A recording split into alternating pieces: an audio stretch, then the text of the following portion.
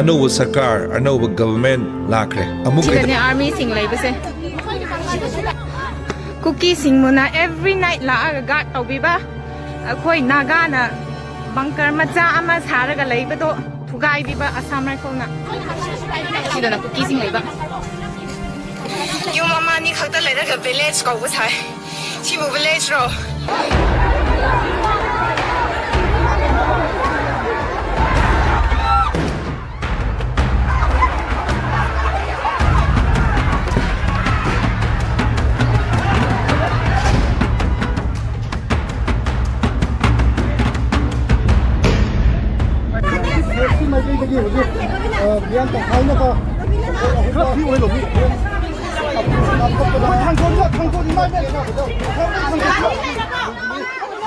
numit kudingi mafam kuding mafam hong dana community hong dana khanaba sum hoba adusu loin khangi karamba community na horige abis loina uraba khangnaraba ngangnaraba ngaktaneba karamba mida pure citizenship pure indigenous kangbuda masing yamjadaba ngamjaroidaba thi dana khanabase sum irang sagatnaba somdi loire manipur gi development ayubi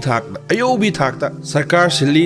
silagusu action tawde lo sinade lo je fazana khoigi khangmirang di khanjai sarkar sinbana kanaba leite hojik fawda kone action torpai di khandre matam di leitre khamdena samjaba micham praja se kayama magi namjaba business tawramba kayama yumda changnagre kayama na khoi relief camp da leiriba depression nabadagi sansar thaduga chatkibusu yawkhre hojiksu wakhal leina oiduna mayamam lei law and order situation phagatna hannaba na army mayam pusile army mayam di kai tawre Assam Rifle Central Armed Forces kayama more than thousands curfew kayama internet shutdown kayama district khuding makta thek irang bu thoga di president rules so chalai thingna mayam thingnare adu faba ko leite chap manai maya yaudaba maya koi phingba da thawo yadraba thangi type na khoi gi amuksu yengse singi district kayana illegal poppy cultivation still hojiksu chathari policing da karamba action lokhanaba karamba order thokrageba policing mayam sangsilwi ukrul district ni ari kangpokpi district ni haina poppy thari kangbu dundabu hena bu chausulai karem dawngam de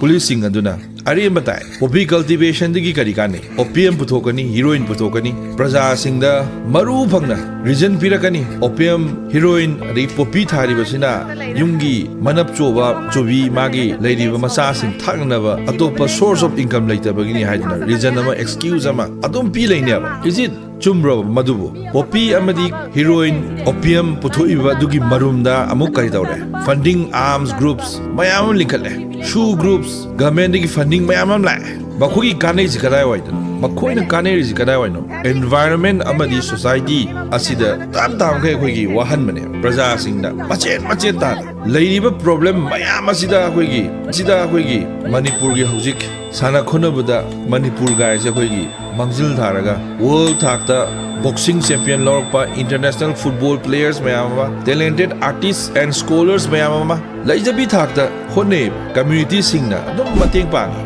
akoigi community kharakhak only just few community haibatai society asibu muthanaba kanenaba sakhwat khidanaba makhoi kakida mokhoida sense of belongingness sense of motherland sense of manipuri ga haibadu machet ama phau yaudaba hairuse koi haimanbada thoktre haimanbada khoigi hainingtre haitare sinda amuksu hojik anova sarkar anova government lakre amar NRC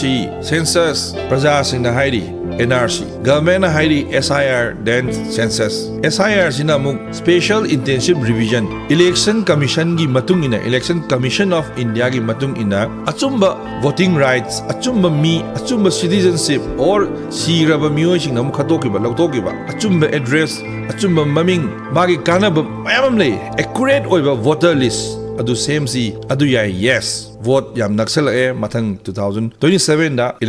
general election laire yes election commission ni matung in SIR chumna chathaba adu su darkar oi number 2 da miyam lauri NRC si National Register of Citizens NRC sina mukari tawri gani illegal immigrant mitop miyancha mapalam dagi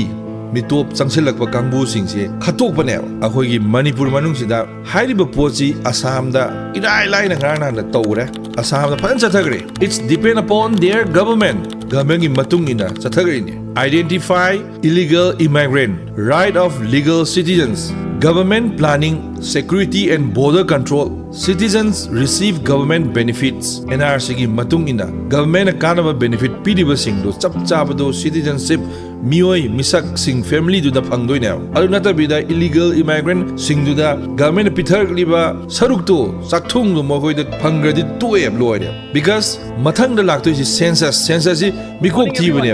population nupi masing kyam laidi nupa masing kyam laidi angang masing thabak tawa mi lai heba mi lai haitaba mi 2011 da all over India gi hoye chathagiba 2011 gi matung da hojik chathadri 2000 hojik 26 year it's more than 10 years hogre census ki sukana basu myam lay adubu as per the situation of Manipur miyam na CSO singna praja singna ima ibel singna lauri base please understand karamba hana tobatai SIR tobatai NRC tobatai census tobatai karamba hana SIR hana tobadara NRC hana tobadara or census hana tobadara just instruction from higher authority do adu kak follow to natawa the situation is different from other state aduma khasitang concern tobiu if hairiba SIR NRC census hairiba se step sumna ta hodragadi we the indigenous people are we safe to stay in Manipur are we safe to live in Manipur haiba wahang big question nama thamoi nungda every indigenous people of Manipur praja singi thamoi da wahang si hangnga lay 10 years down the line 20 years down the line ai isa isu ai future ai family karamna hingogni haibadu adugi wahang achowa question nam lay it has to be leaders singna tuminna khangsin usinadaba ngasigi hayengi kanangai khak tahoragadi akhoi is very much sorry we indigenous people we are not safe steps is chumna chalaudragadi we are no more in future mayam comment box da isinbiramu akhoi si Manipur da hingbada kadai fawa akhoi safe oina hingba yani yaroi or SIR tawba phai NRC tawba phai census tawba phai isa gi mod makha da bibiramu makha gi comment box da any soki lan ki ba agi side gi yauraga su ngakpi gani masini agi takna nasigi point are we safe to live in Manipur Imalai bak Manipur na yai fare thank you